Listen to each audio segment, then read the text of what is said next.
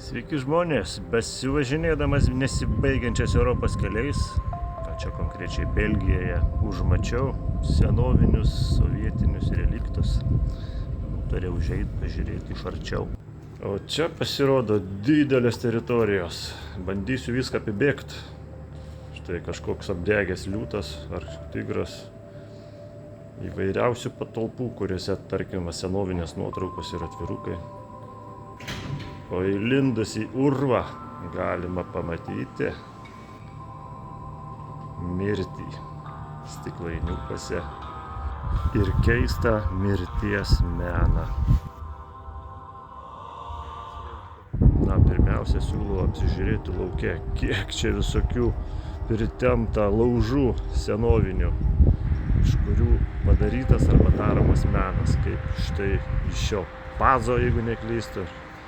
Latvija, autobusiukas, dviratis, radija, dar kažkokia radija, telefonas sukamu ratu.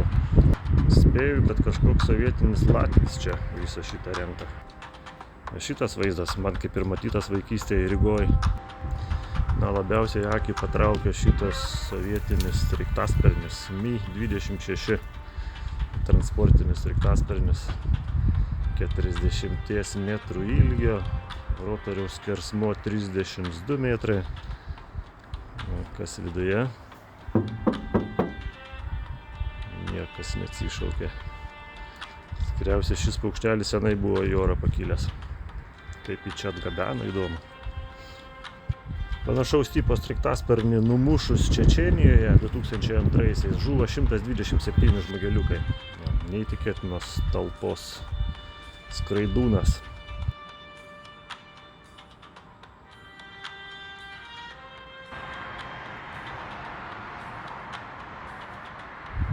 Ką pavepsojau šitą kažkada skraidžiusį geležies gabalą.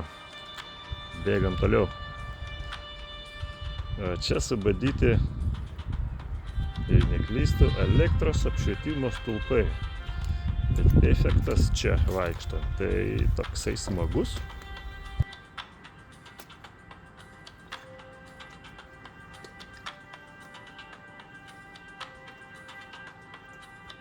Keista senovinė skulptūra. Seniokas žiūri į mobilų telefoną, toks vaizdas, kurių nebuvo. Grakštieji šuniukai.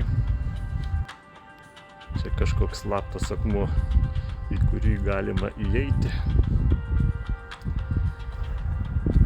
Čia kažkoks tai mechanizmas, kažkokia energija jį išjudina ir turėtų eiti tikriausiai paskui savo eiga, bet toli nenuėjo.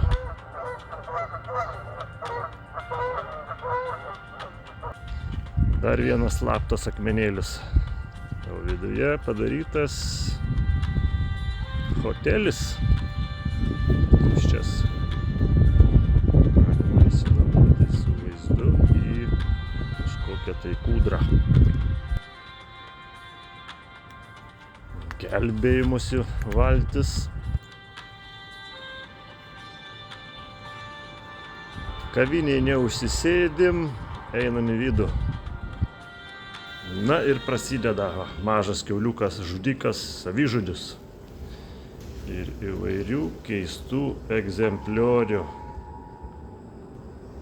Aplinkui tvyro mirties tvaikas. Tokio meno dar niekur nemačiau. O čia kas žinote, iš ko tai padaryta? Pažiūrėkite. Musės. Koks grožis. Čia gyvybę palaikantis aparatai. Mumijos. Įvairios gyvūnų dalys. Čia jų tiek daug, kad neįmanoma normaliai visko apžiūrėti.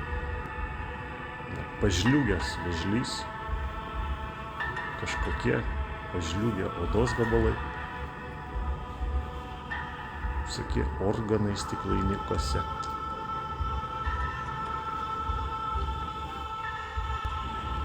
gyvūnų, didelių gyvūnų kaukolės.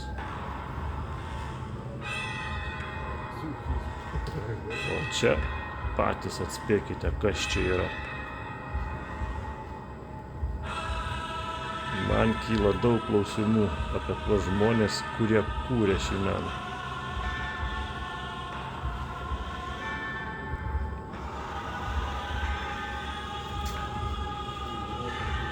Tikriausiai patys pažįstat, kas čia per gyvūnai. Nekomentuosiu. Įsisenėjusi galvijaus galva. Ką čia iš jos nori daryti? Šaltiena gal virs.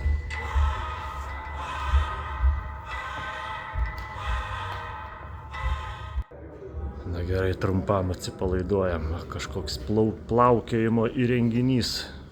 Spiralės principų kažkoks tai mechanizmas. Ir parodyta, kaip plaukti reikia. O čia tikriausiai iš to odos gabalo samagoną varo. Gerai, varom toliau.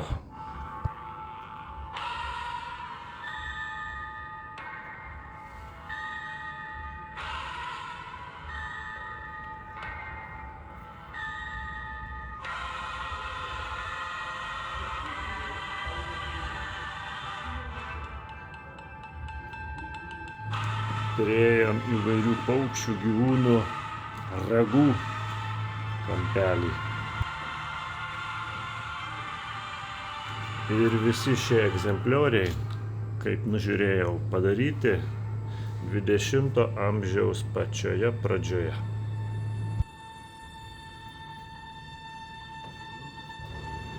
Štai konservuoti gyvūnai, arba kitaip amžinai kalinti stiklainiuose.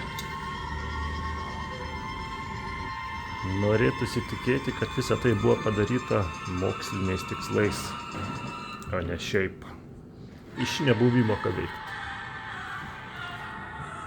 Vabalų, vorų, drogių, taip pat čia tūkstančiai. Visą tai kažkas svargo, rinko ir galų gale atiteko į muziejų. Gražuoliai grifas ir erelis, džiuginantis žmogaus akį nuo 1903. Albatrosas. Deja, dėl laiko stokos tenka išeiti iš šio muziejaus. Nors apžiūrėjome ne viską, bet įspūdžiai iš šio Frankensteino muziejaus dideli. O jis randasi štai čia, tarp Antverpeno ir Gento. Kam patiko tokie vaizdai ir norite pasisemti dar didesnių įspūdžių, prašom apsilankyti. Štai jis randasi čia, pavadinimą matote. Ar aš čia sugrįžčiau? Nežinau. Nebent dėl nepamatytų ten esančių visų kitų eksponatų.